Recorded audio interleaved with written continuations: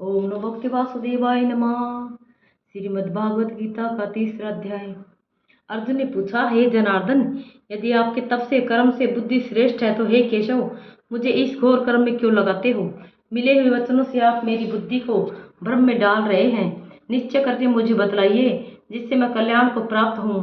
श्री कृष्ण जी बोले, हे निष्पाप अर्जुन, मैं पहले समझा चुका हूँ कि इस लोक में 2 प्रकार की निष्ठा कही है।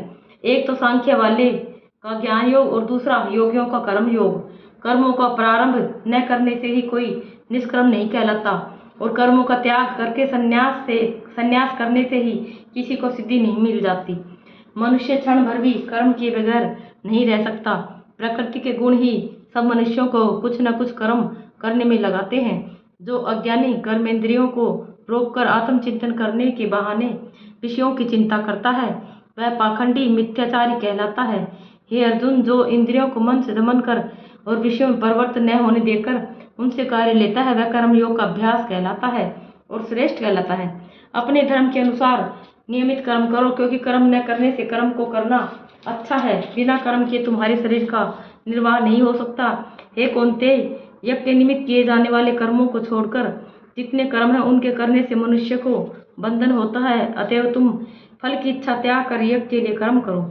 सृष्टि के आरंभ काल में ब्रह्मा जी ने यज्ञ सहित प्रजा को उत्पन्न कर प्रजा से कहा था कि यज्ञादि कर्म करके वृद्धि को प्राप्त होगे। यही सब कर्म तुम्हारे निमित्त कामधेनु होवेंगे। इस यज्ञ से तुम देवताओं को संतुष्ट करते रहो, देवता भी तुमको संतुष्ट करते रहेंगे। इस प्रकार परस्पर बर्ताव करते हुए तुम और देवता कल्याण को प्राप्त होगे। यज्ञ आदि कर्मों से प्रसन्न होकर देवता तुमको इच्छित सुख की सामग्रियां देंगे, परंतु उनके दिए हुए दान को जो बिना उनका भोग लगाए ग्रहण करता है वह चोर है। पंच महायज्ञ करके जो शेष बचा हुआ भोग ग्रहण करते हैं वे सब पापों से मुक्त हो जाते हैं, और जो अपने निमित्त ये अन्न पकाते हैं वे पापी पुरुष पाप को ही भक्षण करते हैं। अन्न से ही प्राणियों की उत्पत्ति होती है। अन्न मेघ से उत्पन्न होता है। मेघ यज्ञ द्वारा जल बरसाता है और यज्ञ की उत्पत्ति कर्म से होती है। कर्म की उत्पत्ति ब्रह्म से हुई है और ब्रह्म अक्षर परमात्मा से।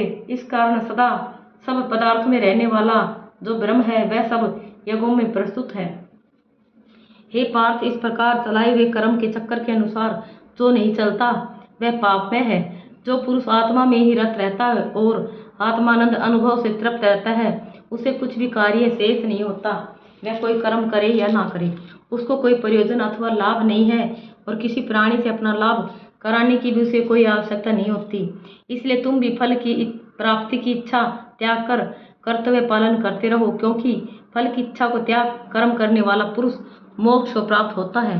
राजा जनक आदि ने भी कर्म सिद्धि पाई है। इसी प्रकार तथा लोक संग्रहण को देखते हुए भी तुमको कर्म करना उचित है। श्रेष्ठ पुरुष जिस जिस कर्म का आचरण करता है, दूसरे मनुष्य उसी मार्ग पर चलते हैं, और वह जिनको प्रमाणिक मानता है उसी के अनुसार सब उत्तम मानते हैं।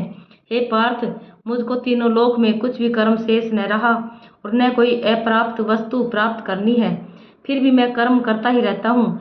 यदि हम ही आलस्य रहित होकर कर्मों को नहीं करेंगे तो मनुष्य हर प्रकार से हमारे ही पथ का अनुकरण करेंगे। जो मैं ही कर्म न करूं तो सब लोग भी न करने से नष्ट हो जाएंगे। इससे मैं ही वर्ण संकरों के उत्पन्न करने का हेतु बनकर प्रजा को नष्ट करने वाला समझा जाऊंगा।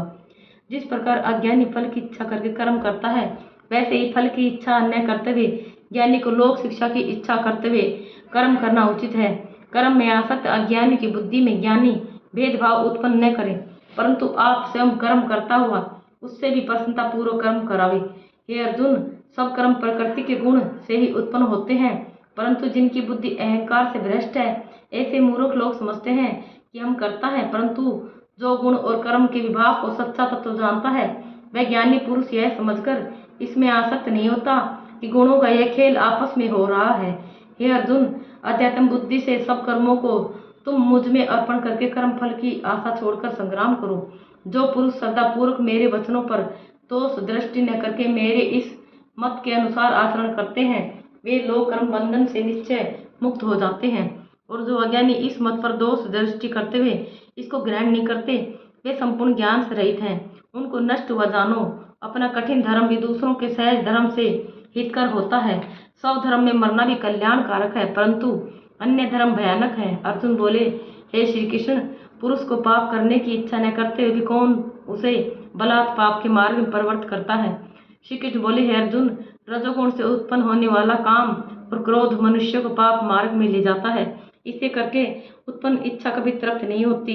ये महापापी और घोर शत्रु हैं। जैसे धुआं से अग्नि, धूल से दर्पण और झिल्ली से गर्म का बालक ढका रहता है, उसी प्रकार विषय की इच्छा से आत्मज्ञान ढका हुआ है।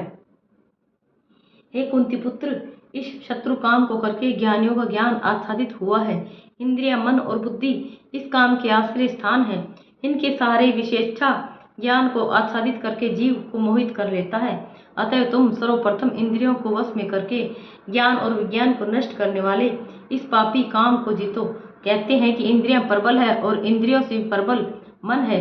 इस प्रकार जो बुद्धि से परे है, उस आत्मा को जानकर निश्चयात्मक बुद्धि द्वारा मन को निश्चल करके, हे महाबाहो, तुम उस दुर्धर शत्रु काम को जीत लो। इति श्रीमद्भागवत गीता शुभनिषदसु ब्रह्म विद्या योग शास्त्रे श्री कृष्ण अर्जुन संवादे आत्म कर्म योगो नाम तृतीयो अध्याय। तीसरे अध्याय का महात्म्य। नारायण जी बोले, हे लक्ष्मी, एक शूद्र अकेला ही वन में रहता था। अनर्थों से उसने बहुत सा द्रव्य इकट्ठा किया। किसी कारण से वह द्रव्य जाता रहा। अब वह शूद्र बहुत चिंतित रहने लगा। किसी से पूछता कि ऐसा कोई अंजन बताओ जिसे नेत्र में डालकर पृथ्वी का पदार्थ निकाल दूं। तब किसी ने कहा, मांस मदिरा खाया पिया कर। वह खोटा कर्म करने लगा। एक दिन धन की लालसा कर चोरी करने गया। रास्ते में चोरों ने मार दिया। तदंतर उसने प्रेत की योनि पाई। उस प्रेत योनि में उसे बड़ा दुख हुआ। एक वट के वृक्ष पर रात दिन चिल्लाया करता कि कोई ऐसा भी है जो मुझे इस अधम देह से छुड़ावे। कुछ समय बाद शूद्र की स्त्री से पुत्र जन्मा। जब उसका पुत्र बड़ा हुआ तो एक दिन अपनी माता से उसने पूछा, मेरा पिता क्या करता था और देहांत किस प्रकार हुआ है? तब उसकी माता ने कहा, बेटा, तेरे पिता के पास धन बहुत था, वह सब यूं ही जाता रहा। एक दिन धन की लालसा से चोरी करने गया, परंतु मार्ग में चोरों ने उसे मार डाला। तब उसने कहा, हे माता, उसकी गति कराई थी? तब माता ने कहा, नहीं। फिर कहा, हे माता, उसकी गति करानी चाहिए। यह कह वह पंडितों से पूछने लगा और प्रार्थना करी कि हे स्वामी, मेरा पिता एक दिशा में जाकर मृत्यु को प्राप्त हुआ है, उसका उद्धार किस प्रकार होगे? तब पंडितों ने कहा, तू गया जी जाकर उसकी गति करो, तब पितरों को उद्धार होगा। यह सुन माता की आज्ञा लेकर गया जी को गमन किया। प्रयागराज का दर्शन स्नान करके फिर आगे को चला। रास्ते में एक वृक्ष के नीचे बैठा।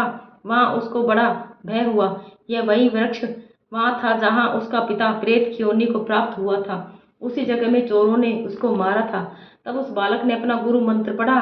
उसका एक वो और भी नियम था, वह एक अध्याय श्री गीता जी का भी नित्य पाठ किया करता था।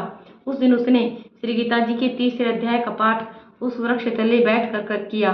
वह उसके पिता ने प्रेत की योनि में सुना। सुन के उसकी प्रेत देह छूट गई।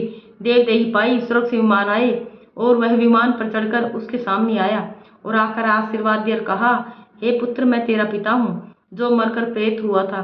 इस तेरे पाठ करने से मेरी यह देवदेही हुई। अब मेरा उद्धार हुआ है। अब तू गया जी में अपनी खुशी से जा। इतना सुनकर पुत्र ने कहा, हे पिताजी, कुछ और आज्ञा करो तो जो मैं आपकी सेवा करूं। तब उस देवदेही ने कहा, देख, मेरी 7 पीढ़ियां पितर नरक में पड़ी हैं, बड़े दुखी हैं। अब तू श्री गीता जी के तीसरे अध्याय का पाठ करके उनको इस दुख से मुक्ति प्रदान कर। इतना वचन कहकर वह देवदेही स्वर्ग को गई। तब बालक ने वहां तीसरे अध्याय का पाठ किया और सब पितरों को पुण्य देकर वैकुंठगामी किया। जो प्राणी श्री गीता जी का पाठ करे या श्रवण करे, उसका फल कहाँ तक कहीं कहने में नहीं आ सकता। तब नारायण जी ने कहा, हे लक्ष्मी, यह तीसरे अध्याय का जो फल मैंने तेरे लिए कहा है सो तूने सुना है। ओम नमो भगवते वासुदेवाय नमः।